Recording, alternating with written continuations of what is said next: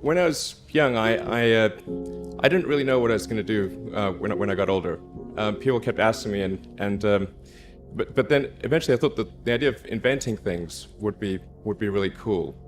And the reason I thought that was because I read a quote from Arthur C. Clarke, which said that a sufficiently advanced technology is indistinguishable from magic, and that's really true. If you go back, say 300 years, the things that we take for granted today would be you'd be burned at the stake for.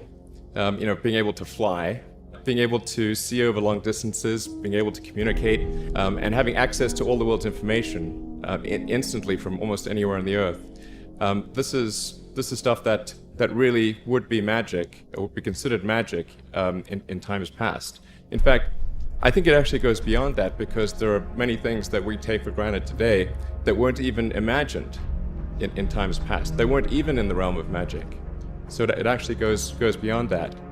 So I thought, well, if I can do some of those things, basically if I can advance technology, then that's like magic, and that would be really cool. And I also had sort of a slight existential crisis, because I was trying to figure out what does it all mean? Like, what's the purpose of things? And I came to the conclusion that if we can advance the knowledge of the world, if we can do things that expand the scope and scale of consciousness, then we're better able to ask the right questions and become more enlightened, and that's really the only way forward. I think about what technology solution is necessary in order to achieve the particular goal, and then try to make as much progress in that direction as possible. I think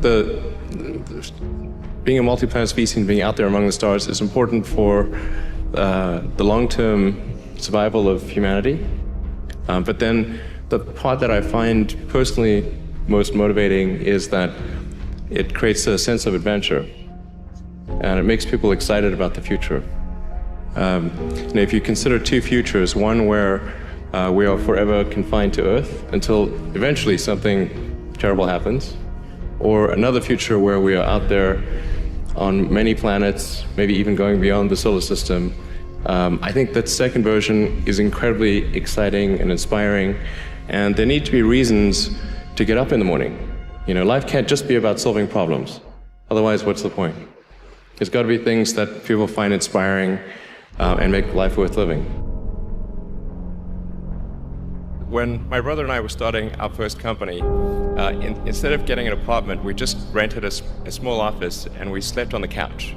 And we showered at the YMCA, and we're so hot up we had one computer, so the website was up during the day, and I was coding at night, 7 days a week, all the time.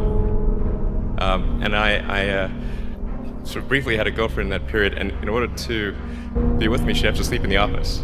So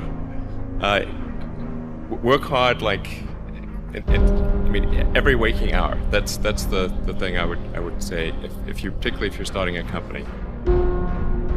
A natural human tendency is wishful thinking. So a challenge for entrepreneurs is to say, well, what's the difference between really believing in your ideals and sticking to them versus pursuing some unrealistic dream that doesn't actually have merit? And that is a really difficult thing to tell you. Can you tell the difference between those two things? Right. So you need to be sort of very rigorous in your self-analysis.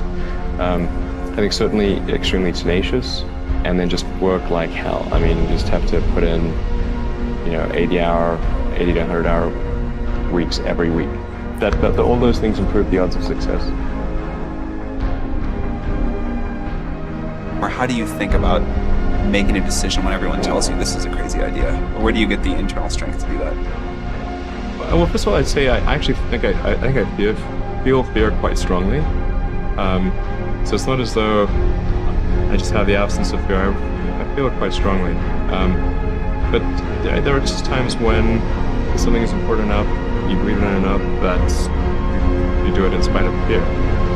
People should think, well, I feel fear about this, and therefore I shouldn't do it.